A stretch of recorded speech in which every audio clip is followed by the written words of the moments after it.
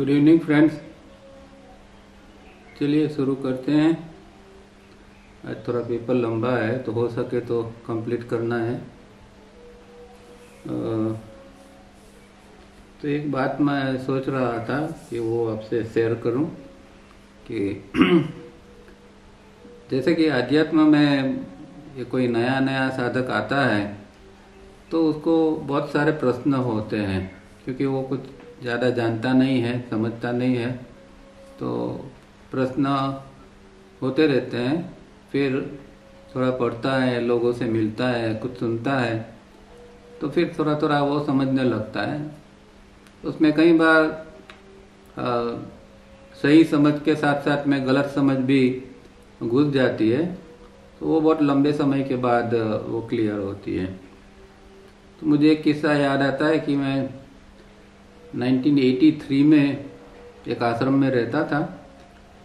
तो एक बुजुर्ग साहब जो श्री औरोबिंदो के फॉलोअर थे वो वहाँ आए थे और वो बड़े ज्ञानी थे, तो उनसे बातचीत होती रहती थी। फिर उन्होंने इतना पढ़ा हुआ था, फिर भी एक सवाल किया कि मेरी समझ में ये नहीं आता है, एक प्रश्न का मुझे अभी तक जवाब नहीं मिला है कि जब सृष्टि में विलय होता है, तीनों लोग भी शांत हो जाते हैं, तो ये सब जीव कहाँ जाते हैं, ये आत्मा कहाँ जाती है? और फिर जब सृष्टि का फिर से सर्जन होता है तो ये आत्मा फिर आती तो है, जहाँ गई होगी वहां से आती होगी, पर सवाल ये है कि जो विलय हुआ उस समय उन सबका अलग अलग कर्मों का कुछ न कुछ डेप्थ बाकी तो होगा। तो जिस समय नया सर्जन चालू होता होगा तो किस तरह ये सब लोगों का ये होता होगा? क्या बिल्कुल सबको भी नए ढंग से ही सब ये करना पड़ता होगा कि कोई जो पूर्व जन्मों का जो कोई कर्म है वो कहीं में बैलेंस हुआ होगा और उसके मुताबिक ये चलता होगा? तो ये बात क्या है वो मेरी समझ में नहीं आता, ऐसा वो बुजुर्ग ने कहा। उस समय मुझे भी कुछ पता नहीं था, तो मैं तो कुछ सुनता रहा। अब फिर धीरे धीरे जब purpose of birth and death का रीडिंग चालू किया तो इसका जवाब इसमें पड़ा हुआ था कि जब चाहे सृष्टि का विलय होता है या चाहे कोई व्यक्ति का मृत्यु होती है, तो व्यक्ति जो है उसका आत्मा जो है वो एक जगह पर जाती है जिसको शास्त्रों में महाकाल कहा गया है, महारीजियन। तो वो भूभुव से भी ऊपर है। तो जब सृष्टि का लय होता है तो उसको कुछ नहीं होता है, क्योंकि वहां सब आत्मा जो है वो वहीं चली जाती है। और दूसरा वहाँ जो महाकाल है उसके अंदर एक और चीज क्या होती है कि हर एक आत्मा जो है उसका एक अपना कोजल बॉडी होता है, कारण शरीर होता है वहाँ, और वो कारण शरीर के अंदर उसका हिसाब किताब पूरा रहता है। तो जो जो जन्मों में जो कुछ हम करते हैं उसका जो हम कहते हैं कि कहाँ ये सब है, तो वो जो जगह है वो महाकाल है। और कितने जन्मों से शायद हमने हमारे अब तक में जितने भी जन्म हुए होंगे उसमें जो चीज जिसका जो ये जिसको कहते हैं कि वो कर्म का निपटारा के लिए जो चाहिए वो चीज वहाँ पड़ी हुई होती है, मतलब कि वहाँ चीज रजिस्टर्ड हो जाती है। और वो चीज यही होती है कि जिस कर्म का हमने बहुत इंटेंसली किया है, चाहे वो अच्छा है या बुरा हो।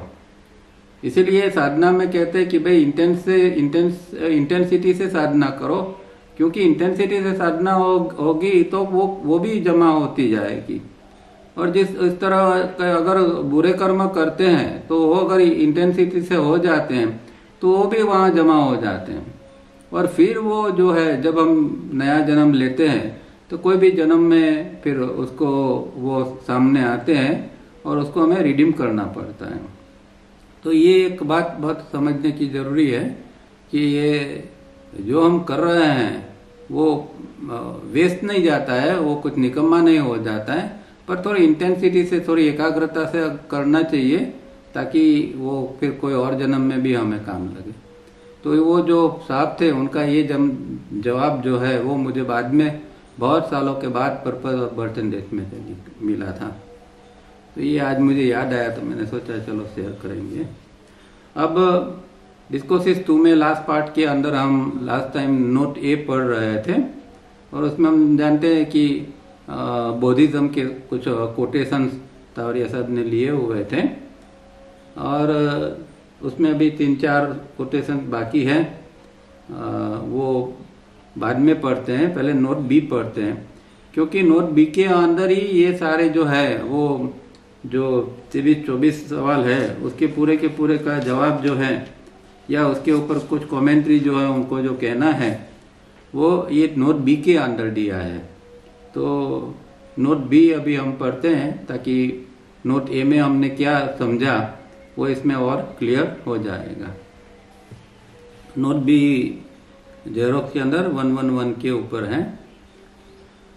To understand our 3rd, 4th, 5th and 6th meeting we had 2 extra meetings and so that we may understand the coming meetings the second meeting is held today। अब वो जो पिछली मीटिंग को उन्होंने की थी उसके बाद में 2 और मीटिंग उन्होंने ली थी और उसमें ये सेकंड मीटिंग वो आज इसमें ये समझा रहा था। उसके पहले उन्होंने ये नोट ए के अंदर कोटेशंस लिए थे। If your understanding is fully cleared as to what is brain, its areas and functions and mind, its substance and functions and both can cooperate and coordinate to make man god that he is, my efforts will be much rewarded by your clear understanding। अब यहाँ ये क्या कहते हैं कि अगर आप को ये बात समझ में आ गई कि ब्रेन क्या है, माइंड क्या है, ब्रेन के फंक्शंस क्या है, ब्रेन के अलग अलग एरियाज कौन से हैं और मन क्या है, उसका सत्व क्या है, उसकी कार्य प्रणाली क्या है और दोनों मिलके किस तरह काम करते हैं।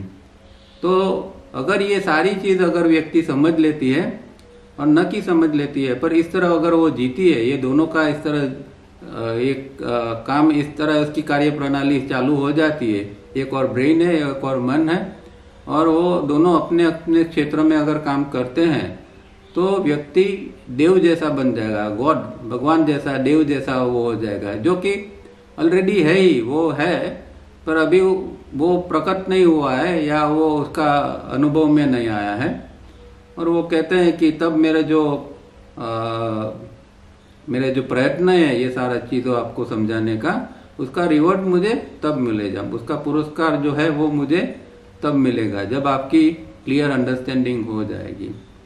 तो ये बात बहुत जरूरी है क्योंकि बहुत समय से ये चीज चल रही है और अभी भी अगर हमारे अंदर ब्रेन और माइंड के बीच में क्या डिफरेंस है वो समझ में नहीं आता है और ब्रेन को ही हम माइंड समझ लेते हैं और ये अगर दोनों किस तरह अपने आप में साथ में मिलके काम करते हैं तो ये जो अंडरस्टैंडिंग नहीं आती है तो फिर बहुत सारी गड़बड़ी हो जाएगी। आप जो करेंगे, प्रैक्टिस भी जो करेंगे, ध्यान करने बैठोगे तो पता नहीं चलेगा कि अभी ध्यान में ये माइंड काम कर रहा है कि ब्रेन काम कर रहा है, ये क्या हो रहा है।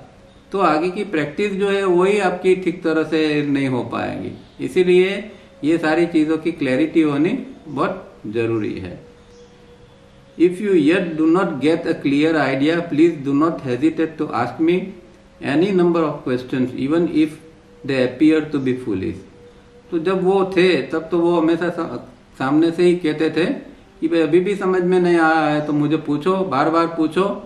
और कई बार तो ऐसे सवाल जैसे मूर्ख जैसे सवाल लगते हैं तो उसकी भी कोई चिंता नहीं है, ऐसे सवाल भी है तो वो भी पूछो आप।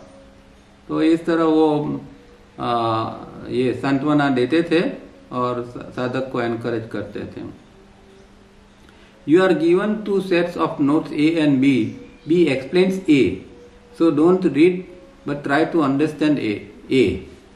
अब ए तो हम ऑलरेडी पढ़ चुके हैं, मैंने कहा इस तरह 4-5 बाकी है लास्ट में, तो वो अभी हमने इसलिए छोड़ दिया कि इसमें जो एक्सप्लेन वो करते हैं उस दौरान उसको भी देख लेंगे। 19 तक तो हमने पढ़ लिए थे लास्ट टाइम में।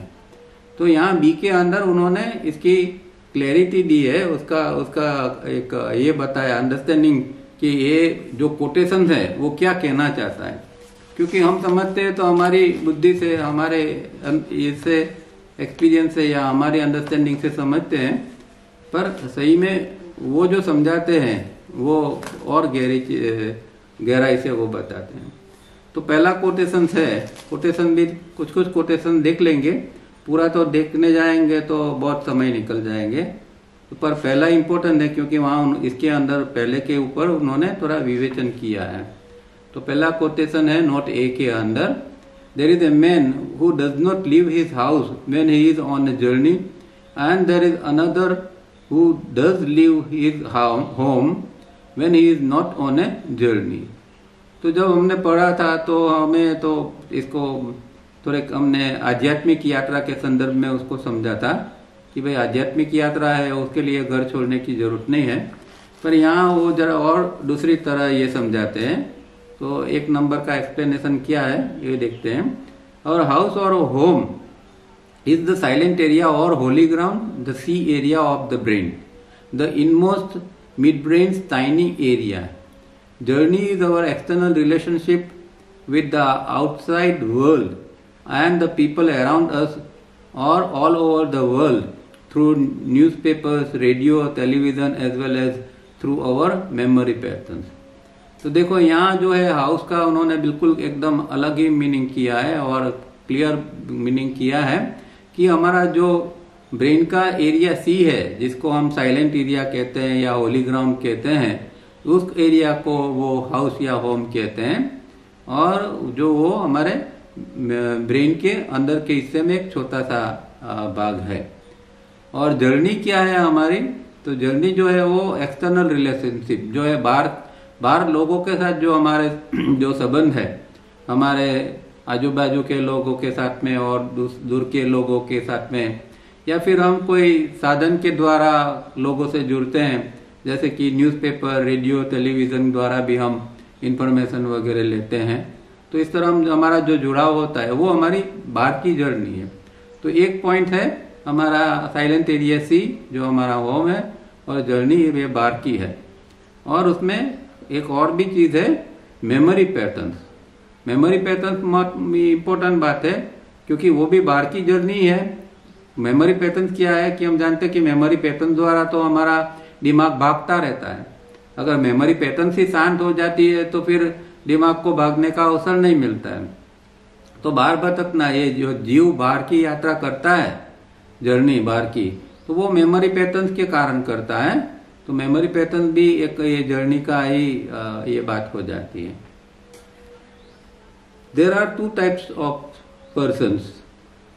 One, very few indeed who are always anchored or most of the time anchored or who do not break their link with this silent area and remain in communication with infinite mind even whenever they are in relationship with things or people external to them, and they never encourage their memory patterns of the past or imagination of future to take them away from their home और house.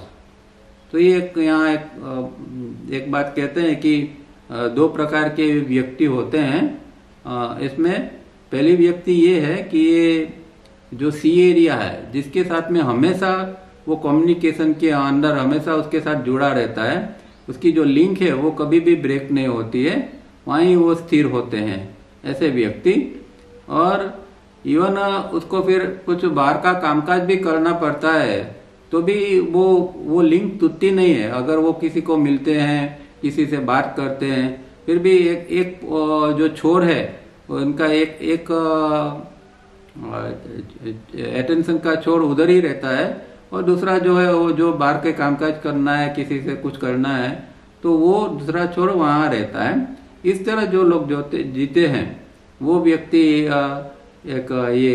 एक प्रकार का first type of person ये कहलाते हैं। तो ये silent area के साथ में बहुत सारे जो ये साइलेंट एरिया के साथ में अगर कोई व्यक्ति जीता है, जिसको हम 3B का डायग्राम 3B को भी कहते हैं, तो 3B के स्टेट के अंदर जो व्यक्ति जीती है उसका हमेशा ये साइलेंट एरिया के साथ हमेशा एक कनेक्शन बना रहता है। अब दूसरी टाइप की व्यक्ति, the other type and which type is common all over the world.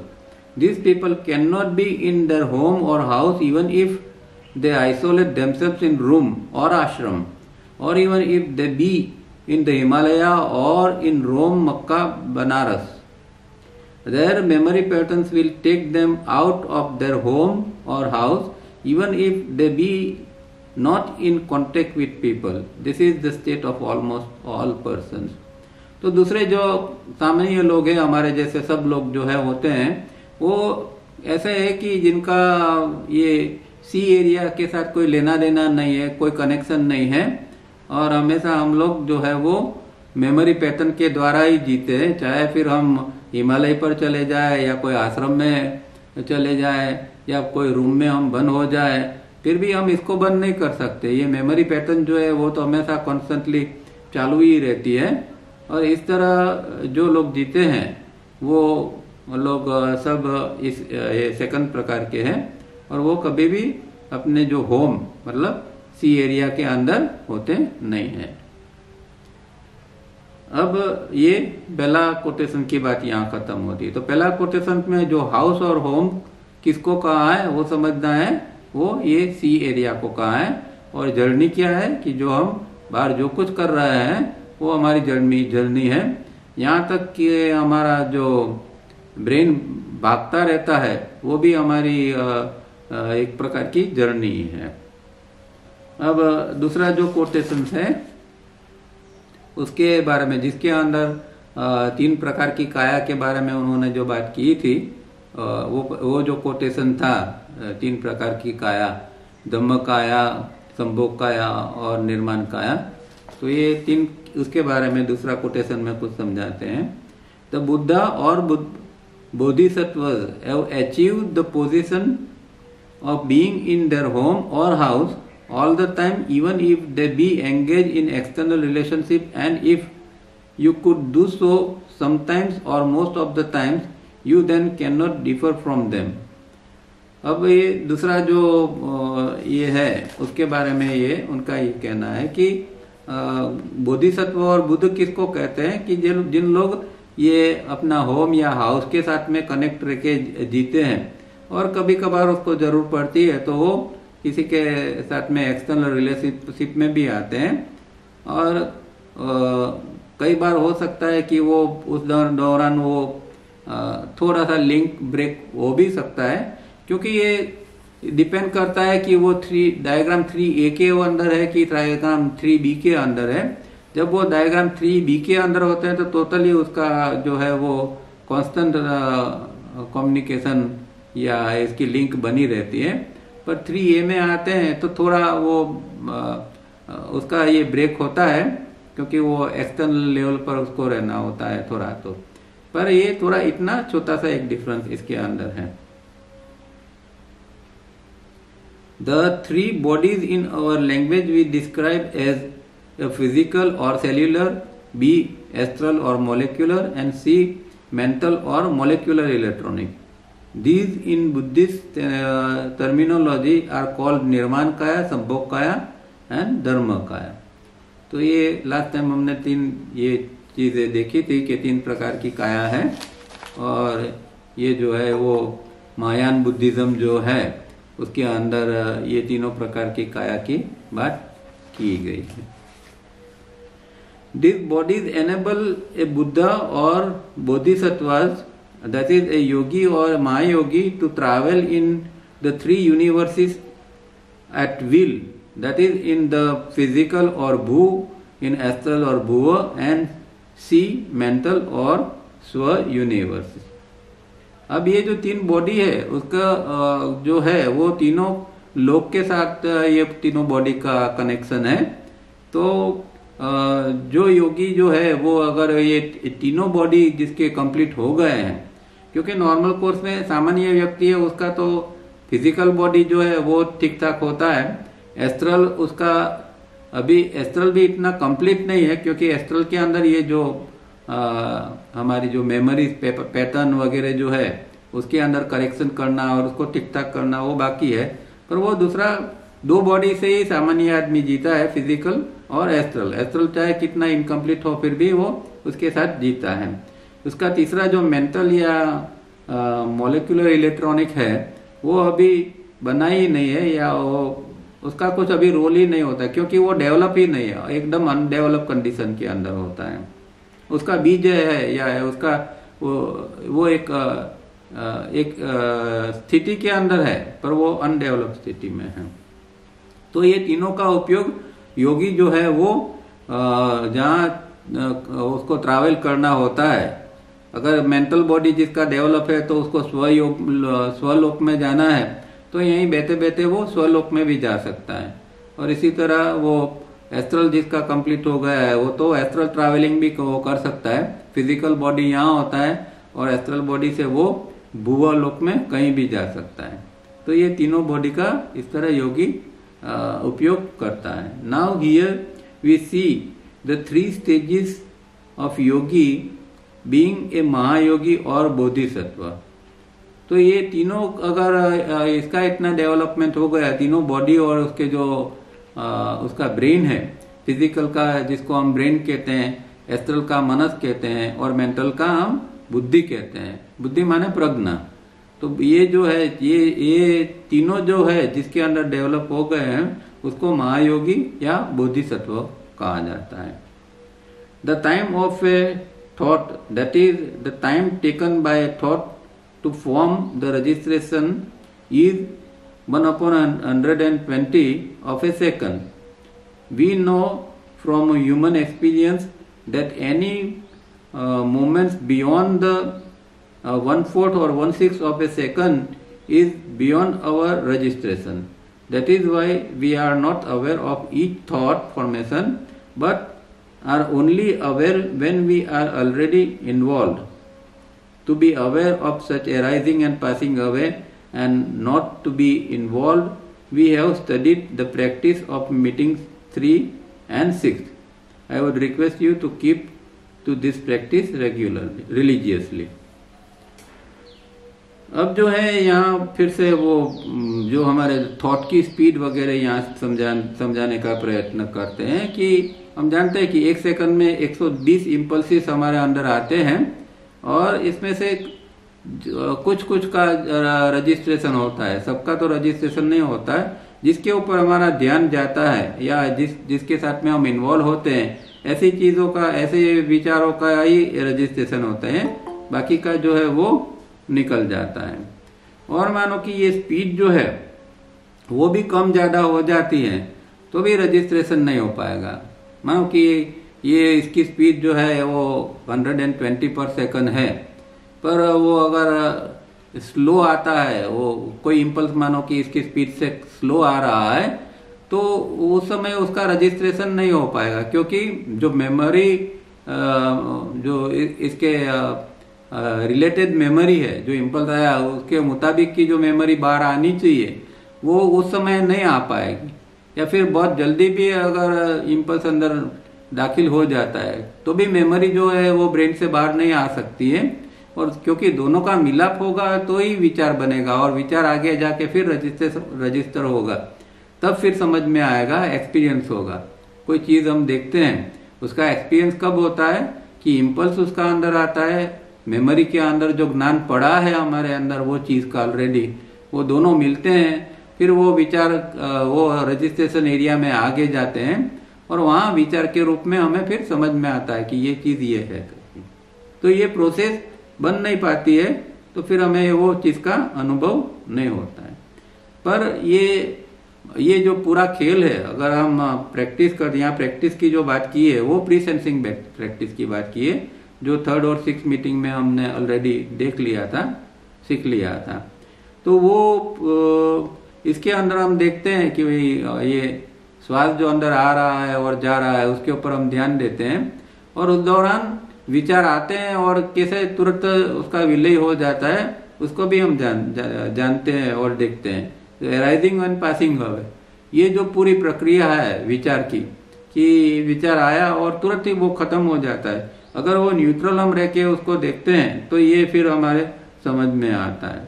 तो ये जो खेल जो है पूरा जो चल रहा है, और संसार में यही चीज है, अराइजिंग एंड पासिंग अवे।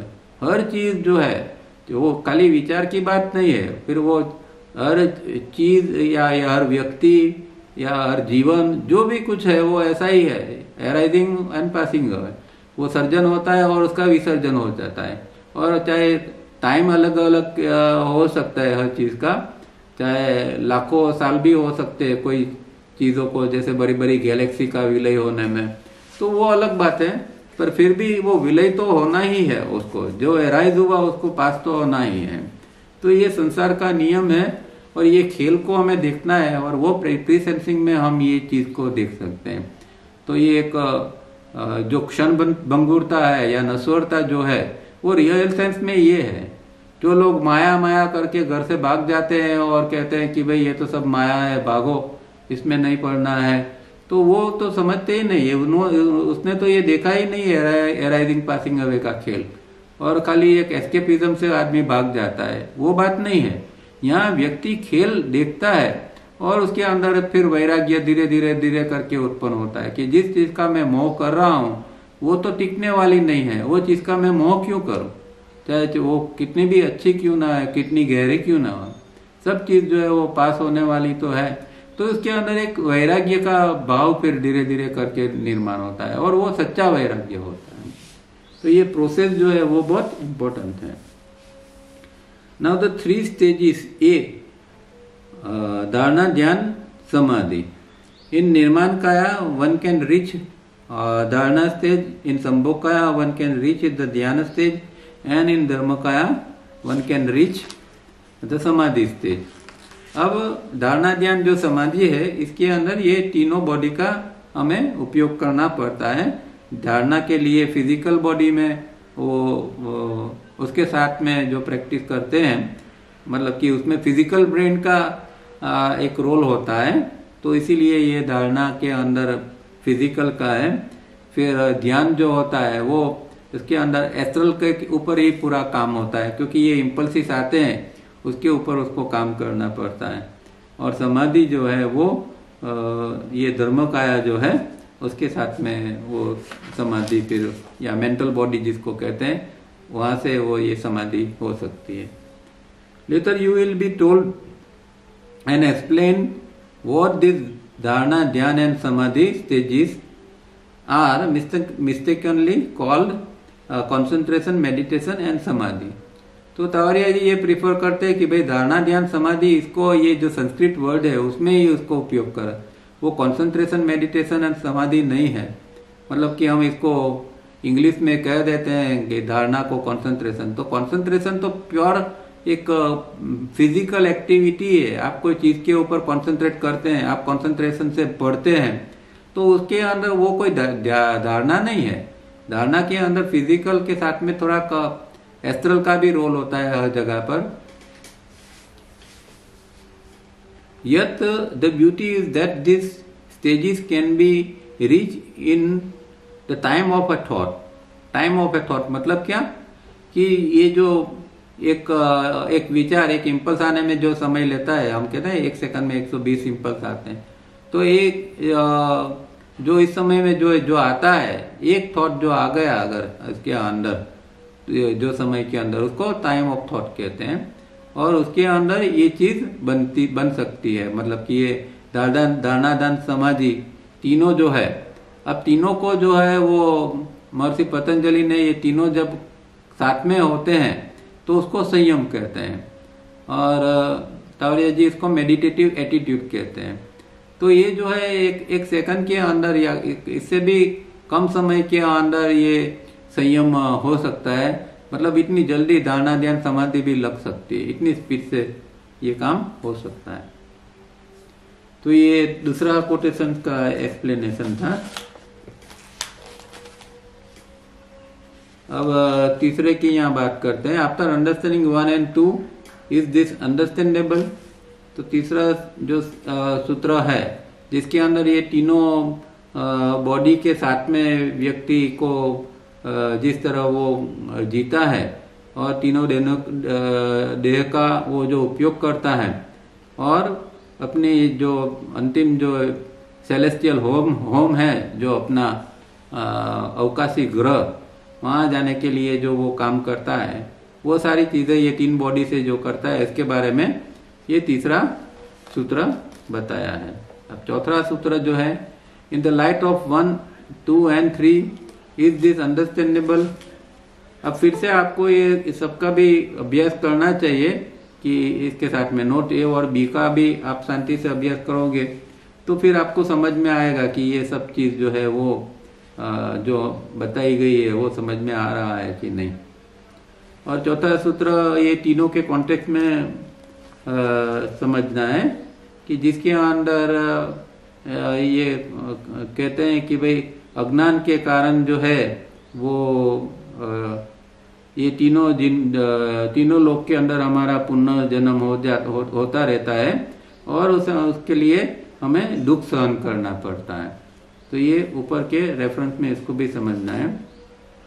फिर आता है फिफ्थ, उसके अंदर कहते हैं is this understood the ordinary daily life and the state of being at home और in the house is all that is required. Difficult though it is, and there is at no time any thought of seeking or accomplishing, for seeking itself is a thought and will take one away from home or house.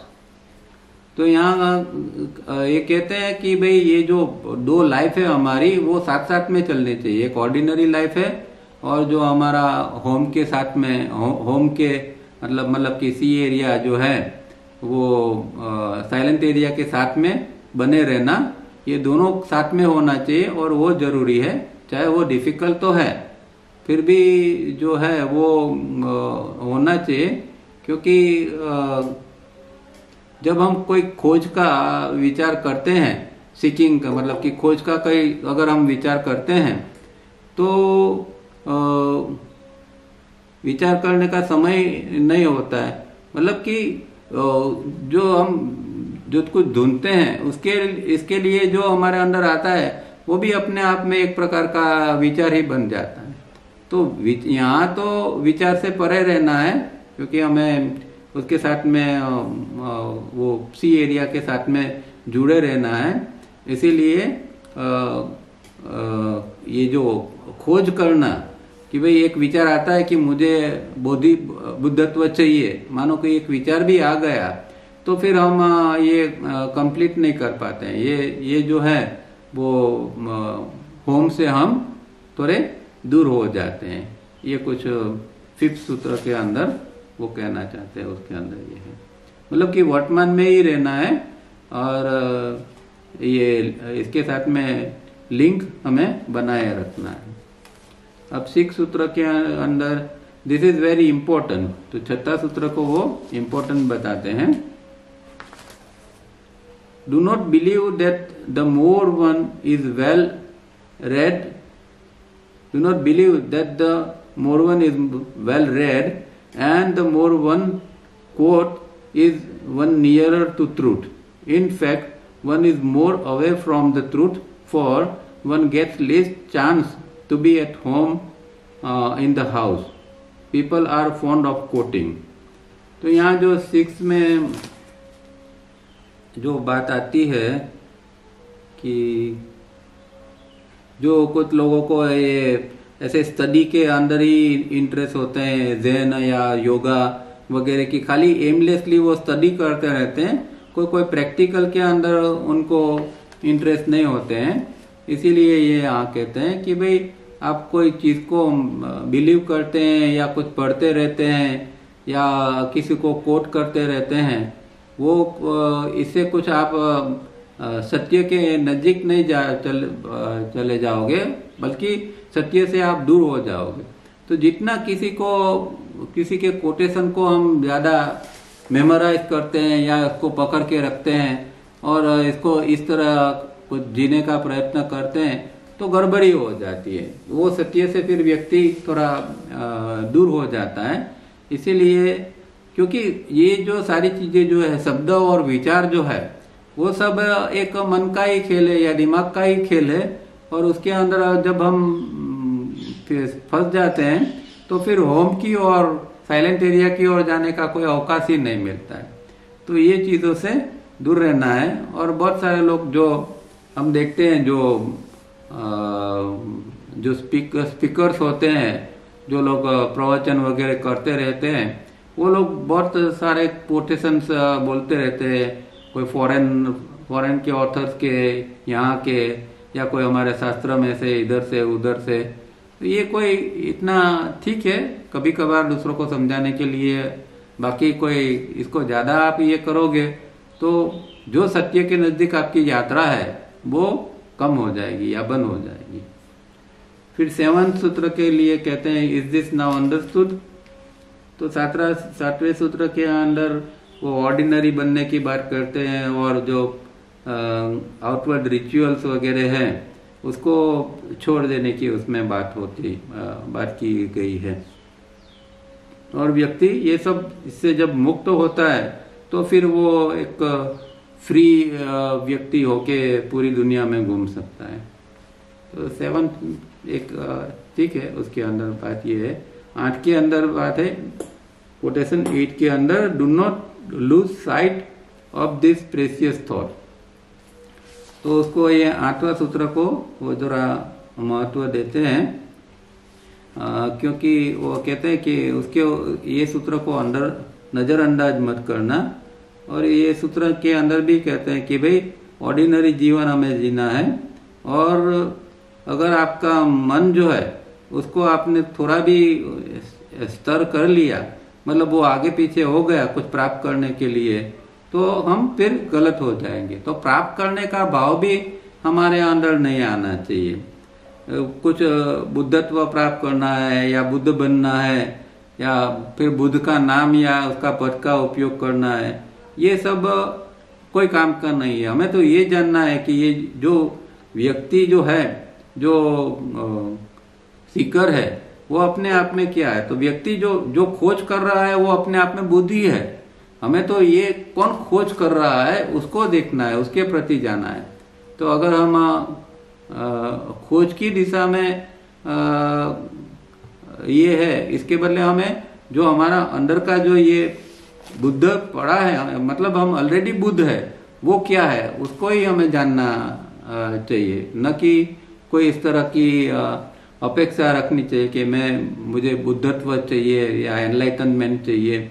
इस प्रकार की अपेक्षा आकांक्षा भी व्यक्ति को बांध लेती है। तो हालांकि ये सारे सूत्र बहुत ऊंचे हैं, जो ये सामान्य साधक के लिए तो नहीं है, क्योंकि उसको तो थोड़ा एक मोटिव बनाना पड़ता है और थोड़ा उसको संघर्ष करके आगे बढ़ना पड़ता है। पर जो मेरे हिसाब से तो जो व्यक्ति कम से कम प्रत्याहार तक पहुंच गया है, ऐसे व्यक्ति जो है वो व्यक्ति के ऊपर ये सारे सूत्र ज्यादातर लगते हैं। हम जो है वो हमें थोड़ा मोटिव से काम करना पड़ता है। ठीक है, तो ये बात भी हमें कि हम कहाँ हैं और हमें क्या लागू पड़ता है वो थोड़ा हमें जानना है एकदम, क्योंकि ये सारी चीजें बहुत एब्स्ट्रैक्ट है और इसमें तो कुछ करने की बात ही नहीं है। तो बिल्कुल हम इसको पकड़ के चलेंगे तो फिर ना हम इधर के रहेंगे ना उधर के रहेंगे, ऐसी थोड़ी हालत हो जाएगी। तो हमारी स्थिति के मुताबिक हमें थोड़ा अपने आप को मोटिवेट करने के लिए कुछ थोड़ा पढ़ना पड़ता है, कुछ सुनना पड़ता है। हाँ, एक बार वो स्थिति के ऊपर चले जाते हैं फिर न कुछ सुनने की जरूरत है, न कुछ पढ़ने की जरूरत है, न कोई अपने आप को मोटिवेट करने की भी जरूरत है, क्योंकि हम ऑलरेडी मोटिवेट ही होते हैं वो स्थिति के अंदर। तो ये बात ये पढ़ते समय ये बात खास ध्यान में रहनी चाहिए, और ये विचार मुझे खास आया था कि ये सब इसमें से कितने सूत्र हमें लागू पड़ते हैं वो भी देखना चाहिए हमें। अब 9वां जो सूत्र है वो है our notes on 3rd, 4th, 5th and 6th and extra meeting and the coming meetings are all on mind धर्म।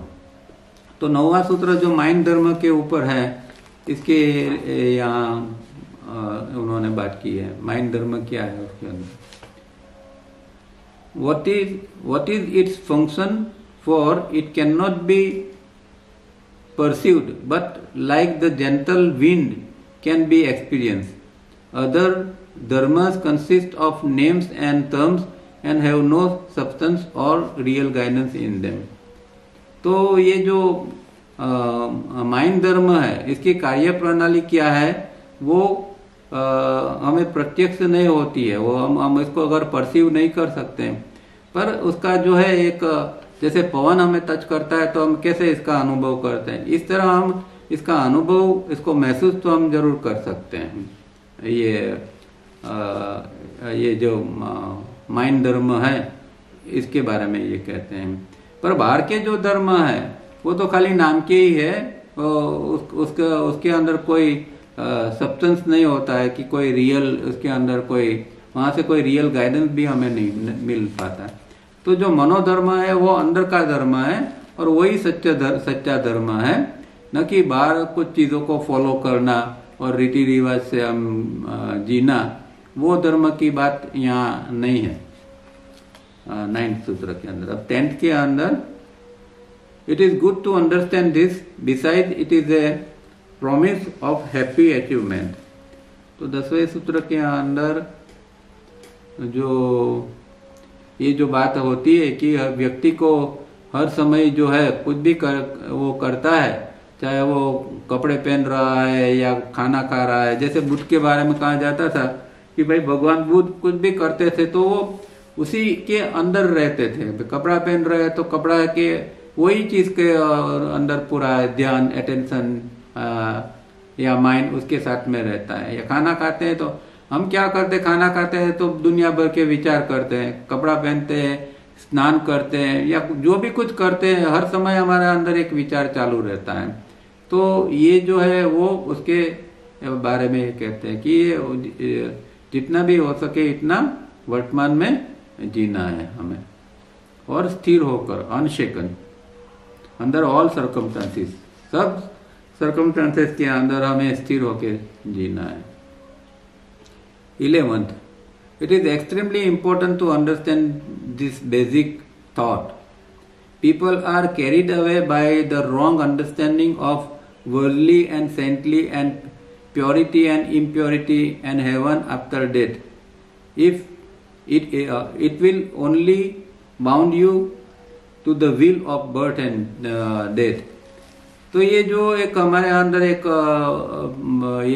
डिवीजन हम एक खड़ा करते हैं हमारे अंदर कि ये अच्छा है, ये बुरा है, ये बात वर्ल्डली है। मतलब कि कई बार क्या होता है कि साधक को सांसारिक जीवन में रस नहीं होता है, तो उसके वो क्या करता है कि भाई जो कोई संत की तरह जीता है उसको कॉपी करने का प्रयत्न करता है, और वो चाहता है कि भाई इस तरह जीना चाहिए, ये सांसारिक जीवन में क्या पड़ा है ऐसा। तो इस तरह, या फिर शुद्धि अशुद्धि की ये इस तरह की जो उसके दिमाग में ये होता है ना। कई लोग बाहर से भी बहुत सूची असूची, मतलब शुद्धि और अशुद्धि के ऊपर बहुत भार देते हैं। इन चीजों से साधक जो है, रियल साधक है, उसको ऊपर उठना है। और मृत्यु के बाद क्या होगा इसकी कई लोगों को बहुत पड़ी होती है और इसके अंदर ही ज्यादातर सोचते रहते हैं। तो ये भी जो है वो गलत है। अगर मृत्यु के बाद हमें स्वर्ग में हम जाते हैं, नर्क में जाते हैं, कहाँ जाते हैं, ये सारी जो विचार है वो हमें जन्म मृत्यु के चक्कर में और बांध के रखता है। तो इससे हमें ऊपर उठना है। 12th, this is a parallel thought to 11 and should be understood properly.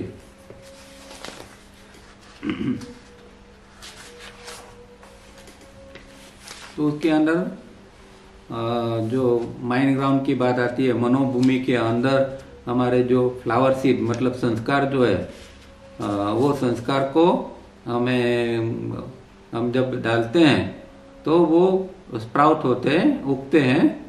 जैसे कि सामान्य जो हम जमीन के अंदर बीज डालते हैं और फिर बारिश आती है तो किस तरह उग जाते हैं, वो बात इसमें 12th में है। 13th, this you must explain to me if you have now understood and followed the sequence of our thinking.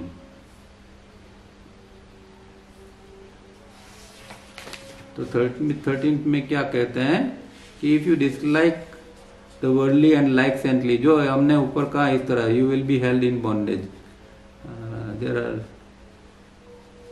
और जो लोग बाहर जो भगवान देव देवी ढूंढते हैं, इसी के इसके बारे में ये सूत्रों में कहा. जैसे कि बौद्धिज्म में ऐसी मान्यता है कि भाई 5 पीक माउंटेन है चाइना के अंदर, और वहाँ उसके ऊपर एक मंजूश्री नाम की देवी रहती है, और उसकी पूजा करने के लिए लोग जाते हैं वगैरह.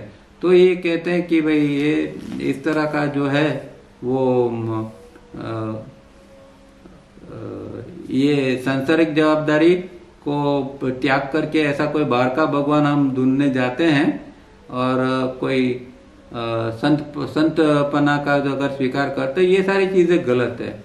मतलब कि जो भगवान है या जो भी कुछ है जिसको हम कहते हैं देवी देवता भगवान, जो कुछ है वो तो हमारे अंदर ही पड़ा हुआ है. तो बाहर कहीं भी हमें कोई देवी देवता को ढूंढने के लिए जाने की जरूरत नहीं है. ये 13 सूत्र के अंदर है. 14th, this is an extremely important thought, explain it to me. अब ये 14वां सूत्र जो है उसके अंदर वो क्या कहते हैं कि एक्सट्रीमली इम्पोर्टेंट है, just hold this correct view. तो हमारा जो अध्यात्म का जो दृष्टिकोण होता है, जो परसेप्शन है, वो एक जो करेक्ट परसेप्शन हमारा है उसको हमें पकड़ के रखना है, उसको बनाए रखना है. और for there is no need to awaken yourself. तो हमें फिर अगर ये स्थिति बनती है तो फिर जागृति की कोई जरूरत नहीं है, वो जागृति की स्थिति है, क्योंकि हमारा एक परसेप्शन जो है वो क्लियर है, हमारी आध्यात्मिक दृष्टि जो है वो सच्ची है, और उसको ही पकड़ के रखना है. If the mind and the brain condition do not differ from each other, this is the lively patriarchs mind. Because if there be difference between them, the self nature and its phenomenal expression will also differ from each other. अब यहाँ जो है समझने की बात यह है कि ब्रेन, क्योंकि तावरिया जी के सिस्टम के अंदर ब्रेन और माइंड के बारे में जैसे हमने पहले ही कहा, इस तरह बहुत क्लियर कट आइडिया है कि ब्रेन जो है उसका क्या काम क्या करना है और विचार करना है, और माइंड का क्या काम है कि माइंड को एक कैटालिस्ट के रूप में, एक न्यूट्रल वहां होके उसकी प्रेजेंस ही होनी चाहिए. माइंड को ब्रेन के साथ में इन्वॉल्व होके जीना नहीं है, ये एक सबसे इम्पोर्टेंट बात है. क्योंकि जो विचार आता है उसके साथ में माइंड चिपक जाता है, तो माइंड और विचार दोनों इकट्ठे हो जाते हैं. तो यहाँ जो डिफर की बात है ब्रेन और माइंड की, वो यही है कि माइंड को अपने जगह ये न्यूट्रल रह के, कैटालिस्ट रह के रहना है, और ब्रेन को अपना काम करने देना है. यही जो है वो जिसको हम धार्मिक मन कहते हैं, इस तरह का धार्मिक मन यही हो सकता है. और ये अगर होगा तो नहीं तो फिर ये होगा तो हम जो हमारा जो सेल्फ नेचर है स्व प्रकृति के साथ जी सकेंगे. नहीं तो फिर जो बाहर के जो फेनोमेनल एक्सप्रेशन है उसके साथ में अगर ये जो माइंड और ब्रेन दोनों इकट्ठे हो जाते हैं, मतलब कि इन्वॉल्वमेंट हो जाता है, तो फिर ये फेनोमेनल एक्सप्रेशन जो है वो भी फिर अलग हो जाता है. तो कहने का मतलब कि तावरिया जी की सिस्टम के अंदर तो हम जानते हैं कि ब्रेन का रोल क्या है और माइंड क्या रोल है.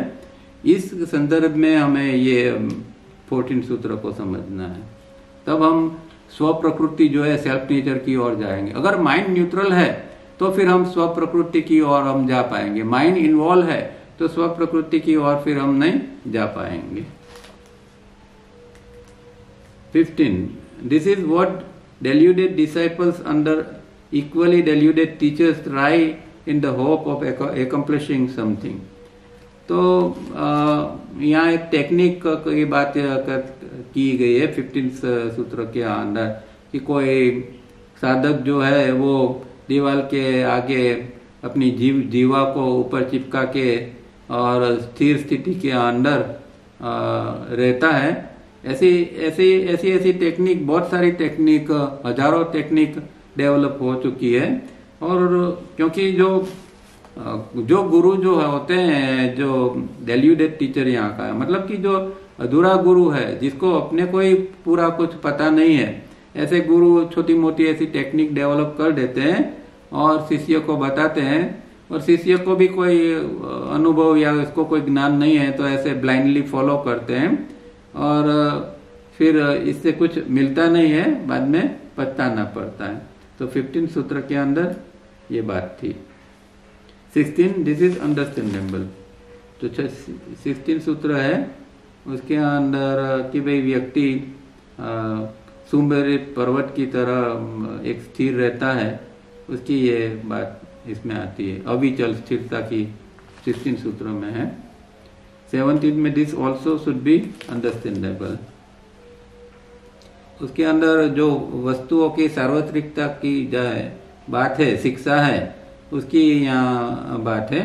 मतलब कि सब कुछ एक है और उसमें कोई ये नहीं है। जो यूनिवर्सल जो यूनिवर्सल चीजें हैं वो सब कोई उसको कॉन्ट्राडिक्टरी हमें देखना नहीं है कि ये है और ये है करके। वो एक दूसरे के समन्वय के अंदर ही है, एक दूसरों का उसका कोई एक कोई मिलाप या इसका कोई कनेक्शन होता है। इस तरह हमें हर चीज को देखना चाहिए। ये 17 सूत्र के अंदर था। 18 में what more could be said. तो 18वां सूत्र जो है उसके अंदर जो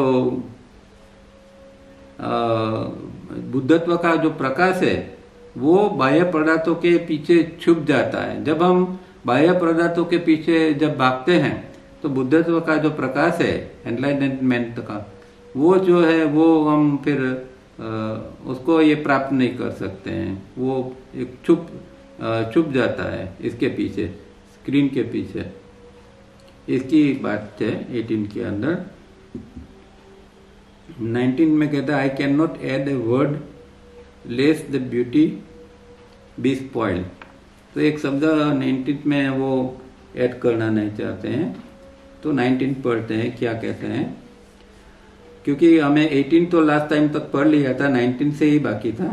तो 19 pervading heaven and earth as well as the great universe is a mysterious germ which is in the human body and carries a lantern going towards the Buddha whole.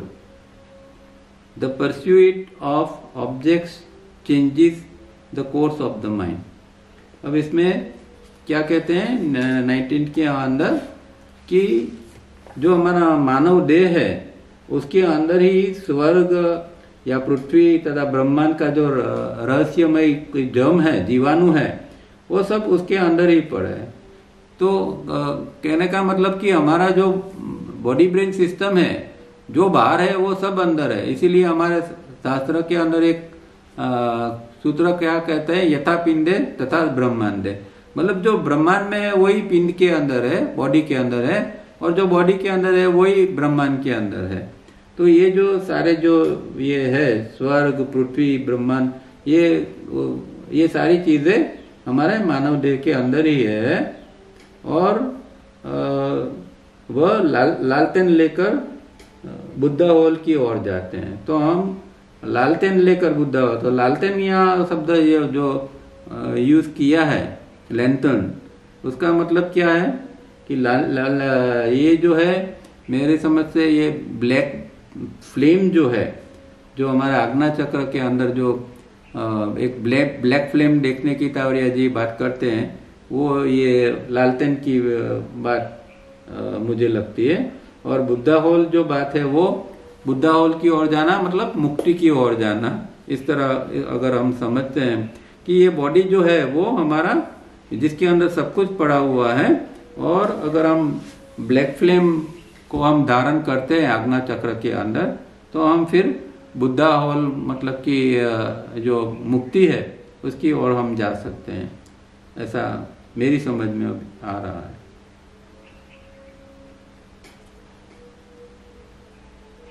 वस्तुओं का अनुसरण मन के स्वमन मार्ग पर बदल देता है ये।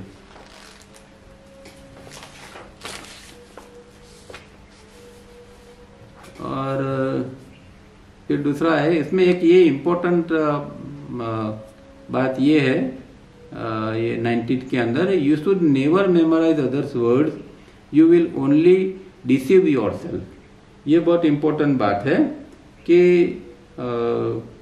जब तक हम दूसरों के ये जो अवतरण है उसको याद करते रहते हैं, उसको मेमोराइज करते रहते हैं, तब तक हम अपने आप को धोखा देते हैं।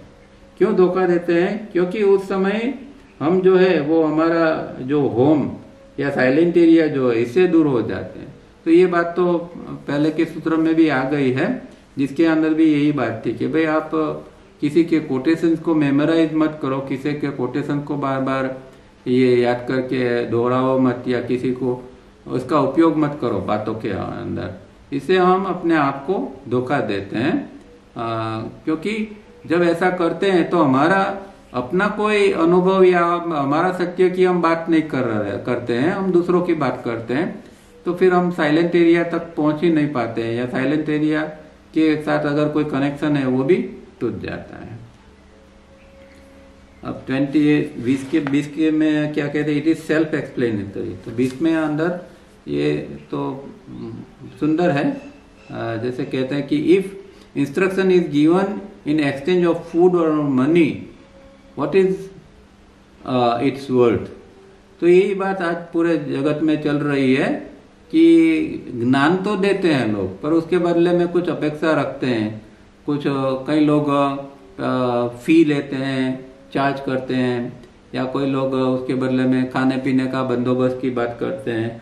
इस तरह कुछ ना कुछ अगर ये करते हैं तो ये एक प्रकार का फिर आध्यात्मिक बिजनेस बन जाता है, और हर जगह पर ये तो चलता है आज के युग के अंदर। इसका तो बहुत प्रोमिनेंट ये है, और YouTube के ऊपर भी हम देखते हैं कई लोग ऐसे एडवर्टाइज करते हैं कि इतनी फी भर दो, हम ये सिखा देंगे, वो सिखा देंगे।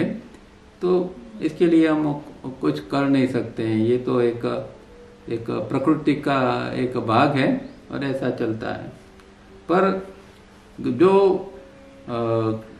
सही ज्ञान जो है वो ये है कि हम धीरे धीरे करके अंदर जाएं और अंदर से ही हम ज्ञान प्राप्त करें। अगर ये हम साइलेंट एरिया के कांटेक्ट में रहते हैं तो फिर बाहर किसी के पास सीखने की या किसी के ऊपर अवलंबित होने की भी जरूरत नहीं पड़ेगी। तो प्रैक्टिस का भार हमारा ये होना चाहिए कि किस तरह हम साइलेंट एरिया के साथ जुड़े रहें और वहां से ज्ञान जो है वो प्राप्त करते रहें। अब 21वां सूत्र, ये भी थोड़ा लंबा है पर जरा जल्दी देख लेते हैं। उसका मैं शॉर्ट में बताता हूँ, ये सब लंबा पढ़ने के बदले में। कि उसमें ये कहते हैं कि जो सेल्फ नेचर की जो बात है, स्व प्रकृति, जिसको हम इनहेरेंट नेचर भी कहते हैं, अपने आप में पूर्ण है, वो कंप्लीट है।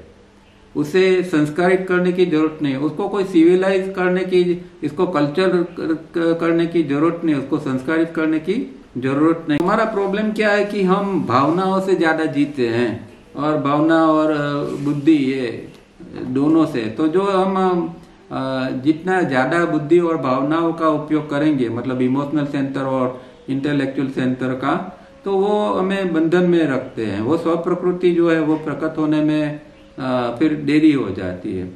लेकिन जैसे ही भेदभाव खत्म हो जाते हैं तो वो समग्रता में प्रकट होता है। तो स्व प्रकृति कब प्रकट होगा? कि जब भेदभाव हमारे अंदर का जो डिफरेंसेस है वो खत्म हो जाते हैं, तब वो अपने आप में वो प्रकट हो जाता है समग्रता से।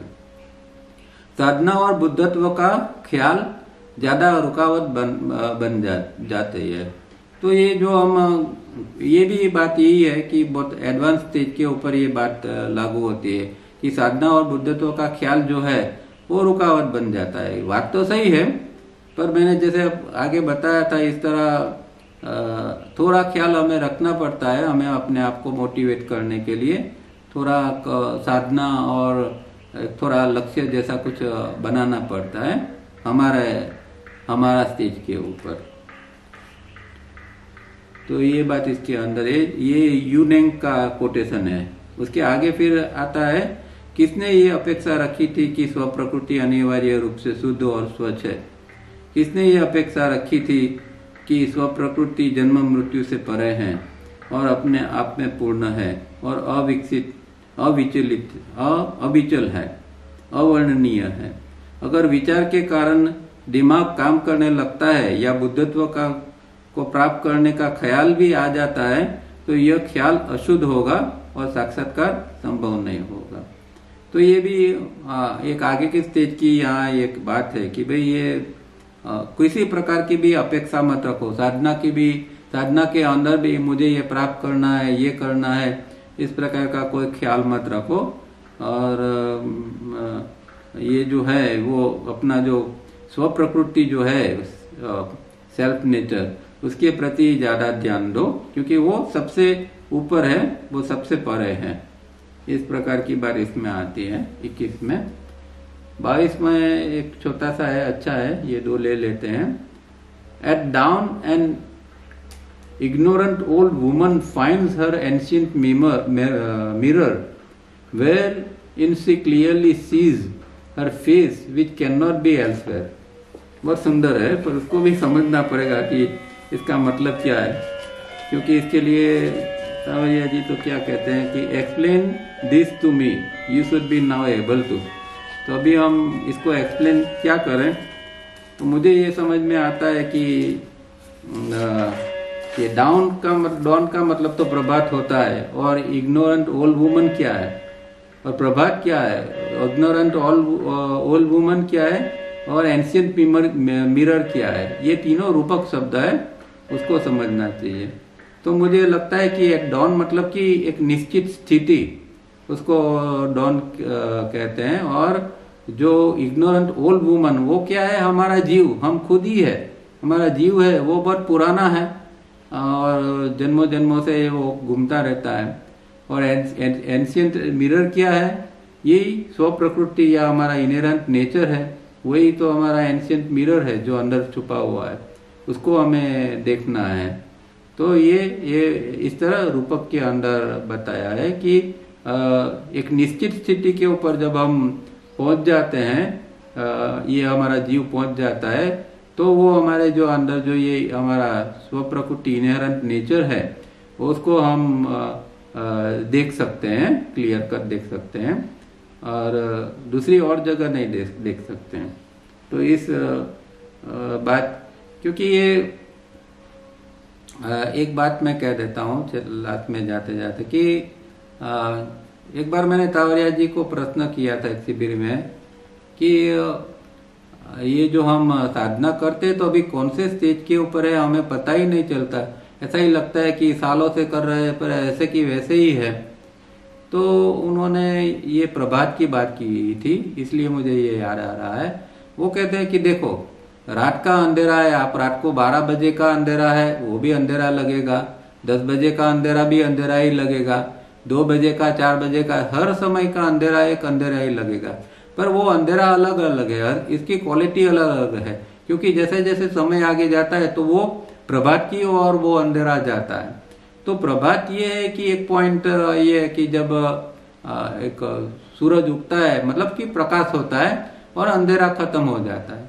तो जब अंदर हमें आध्यात्मिक अनुभव होना चालू हो जाता है, हमारे अंदर का जो आत्म तत्व है उसका थोड़ा भी एक एहसास अनुभव होता जाता है, तो समझो कि वो एक प्रभात का उदय हो गया है, तो वो निश्चित स्थिति है। तो वो बात ये सूत्र के अंदर ये हो सकती है। और लास्ट सूत्र ये है, you should absolutely stop all leakages. तो ये बात तो बहुत बात आती है और हम समझते हैं, और लीकेजेस भी हम हमारे क्या क्या है वो जानते हैं, फिर भी 4 मुख्य प्रकार के हैं वो जान लेने चाहिए। एक तो डे ड्रीमिंग है, दूसरा ब्रूडिंग है, तीसरा इमेजिनेशन है और चौथा ड्रिफ्टिंग है। तो ये 4 के ऊपर हमें काम करना चाहिए। You should not allow your mind brain to leak, that is wander outside and search for external. तो ये हमें जो वॉन्डरिंग है, इमेजिनेशन वगैरह जो है, वो हमारा के कारण ये लीकेजेस बने रहते हैं और हम फिर आगे नहीं बढ़ पाते हैं। तो यहाँ समय भी हो गया है, यहाँ रुकते हैं। और जो थोड़े इस पेपर के अंदर था और ये जी ने जो कहा है आगे कमेंट्री, वो नेक्स्ट टाइम पढ़ लेंगे। ठीक है, इन बातों के अंदर किसी को कोई डाउट है तो पूछ सकते हैं। अभी यहाँ मीटिंग खत्म करते हैं। हाँ बोलिए, किसी को प्रश्न है? हाँ जी, हाँ बोलिए। ये आपका स्पीकर। अभी आपने 4 तरह की लीकेजेस बताई, हाँ, उसमें ब्रूडिंग और तीसरा एक जो तीसरे नंबर पे बताया ना, वो समझ में आया। Imagination and drifting. ओके, और किसी को कोई प्रश्न है? प्रणाम सर, मैं वही हाँ। पूछना चाहती थी, तब से सोच रही थी, हाँ। लेकिन आपने जवाब दे दिया। अपनी तावड़िया जिसे मैंने शिविर में पूछा था जी, तो मेरे सवाल का जवाब हाँ कि मेरी स्थिति क्या है। जी। मुझे भी कई बार लगता है मैं कहाँ हूँ, कुछ हो रहा है, नहीं हो रहा है। हाँ, तो कुछ चीजें समझ में आती है, कुछ समझ में नहीं आती है। जी जी, अंदर का पता नहीं क्या, अंदर की आवाज वो क्या मैं पकड़ पाती हूँ, नहीं समझती हूँ। हाँ, वो उसके लिए एक पॉइंट तक नहीं पहुंचते हैं। जैसे सूर्योदय होता है तभी हमें उजाला महसूस होता है ना, इसी तरह अभी तो हम चलते हैं तो जैसे अंधेरे में चलते हैं, ऐसा ही है। इसका मतलब ये नहीं है कि हमें कोई अनुभव नहीं होता या हम आगे नहीं बढ़ रहे हैं। अभी भी आगे तो बढ़ रहे हैं, पर एक पॉइंट पर हम पहुंचेंगे तब हमें रियलाइज होगा कि हाँ, हम सही में आगे बढ़ रहे हैं। वही सर वो कह रहे थे कि किसी कोटेशन को भी नहीं दोहराना, किसी को फॉलो भी नहीं करना, हाँ। ये नहीं करना। तो क्या वो सब प्रगति के मार्ग में हमें उनसे वो आगे जाके रुकावट है। अभी तो मैंने जैसे बताया था ना कि ये सब सूत्र हमारे लिए नहीं है, क्योंकि ये बहुत ऊंची स्थिति की कुछ बातें हैं जो व्यक्ति कम से कम प्रत्याहार तक पहुंचा हुआ होता है। उसके लिए फिर ये सब कुछ करने की जरूरत नहीं, किसी को फॉलो होने की। पर अभी कुछ हमें करना पड़ता है। हम इस स्थिति के अंदर है कि भाई किसी से मोटिवेशन, हम किसी से गाइडेंस लेना पड़ता है। कुछ हमें कोई मोटिवेट करे, हमें कोई प्रेरणा दे, ऐसी स्थिति हमें ऐसा बनाना पड़ता है, ऐसा कुछ करना पड़ता है।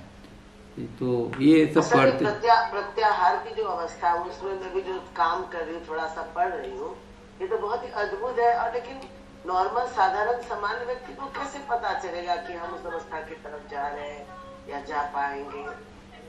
वो तो आपके अंदर अनुभव होता है, इससे पता चलता है। क्योंकि हमारे राग द्वेष कितने कम होते हैं, हमारा बाहर मौज मजा करने का हमारा भाव कितना कम होता है, साधना के प्रति हमारी कितनी रुचि है, हम कितने सिंसियर है, एक दिन भी हम गैप नहीं करते हैं। ये सारी चीजें जो है इससे पता चलता है ना कि भाई ये हम आगे जा रहे हैं या नहीं।